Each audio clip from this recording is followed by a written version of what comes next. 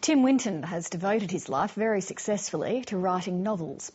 But now he's turned his hand to a new challenge, writing for the stage. His first play, Rising Water, debuted in Perth last night, as Danielle Parry reports. Jesus, Jackie, he's only been feeding you half the story. All right, I'll just calm it, will you? Tell us the truth, son. They make you feel strong, those things. Strong enough to stop her crying. You won't even know me. I rest my case. Because you'll be so old, you won't even know what day it is, Gran. I didn't intend to begin writing plays. I was just writing something where I realised it was all talk. And when the play was first read and workshopped with actors and designer and a director and everything, it was I was bricking it. I was so nervous. I don't remember. I thought you were forced to quit. They didn't fire me. And the girl? Oh, the bloody girl. Rising Water is Tim Winton's first play written directly for the stage. It's set in the harbourside city of Fremantle, where his central characters live at the marina. Tell me you didn't get involved with that kid. Involved? Of course I was involved. I'd gone out on a limb for her. Tell me you didn't have sex with her. I did not have sex with that woman, okay? They're hiding out really from their former lives and their former selves. They just want some kind of peace.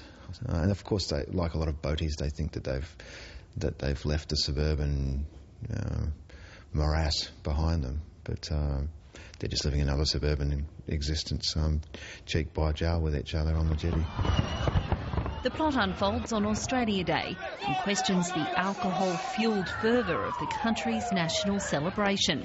People seem to have mistaken their slightly insular nationalism for patriotism, and they think that means that it's a licence to be aggressively Australian in a way that makes other people uncomfortable. And that's a sort of a mystery to me. I don't recall that being an element of Australia Day until the last maybe 10 years. There you are, Princess. Drifting along, smelling of bile and Bacardi, late to the revolution. What bloody revolution? You think you're safe because your skin's perfect. I'm hot, though. You know I am. Yeah, well, good luck to you. See you in 20 years. The characters all have very different reactions to it being Australia Day, and one of them is quite subversive about it. It's fun. It takes an irreverent look at what it is to be Australian on Australia Day. Fremantle is Winton's home turf, and his familiarity with the local haunts shines through in his writing. It's an interesting setting for me. There are some places that you see in your own daily life that just seem like sets. They seem like, sites where you don't have to move anything. The drama will come to this place. Well, he took us down to the docks and we got to see Fremantle the way he sees Fremantle. It was really like watching someone who knows how to go underneath things, the details. Pure naturalism, there'd be a lot of uprights here for the electricity power in the water. Absolutely. Collaborating with designers, actors and directors to bring Rising Water to the stage is a testing experience for this notoriously aloof novelist. It's just, solitude works for me. When you write a novel, it's all about all its flaws are yours and all its virtues, if it has any, are yours, and you have total control. But to be part of a team where you're all labouring to one goal, it's nice. Some afternoons, I can smell peri-peri blowing across the water from South Africa.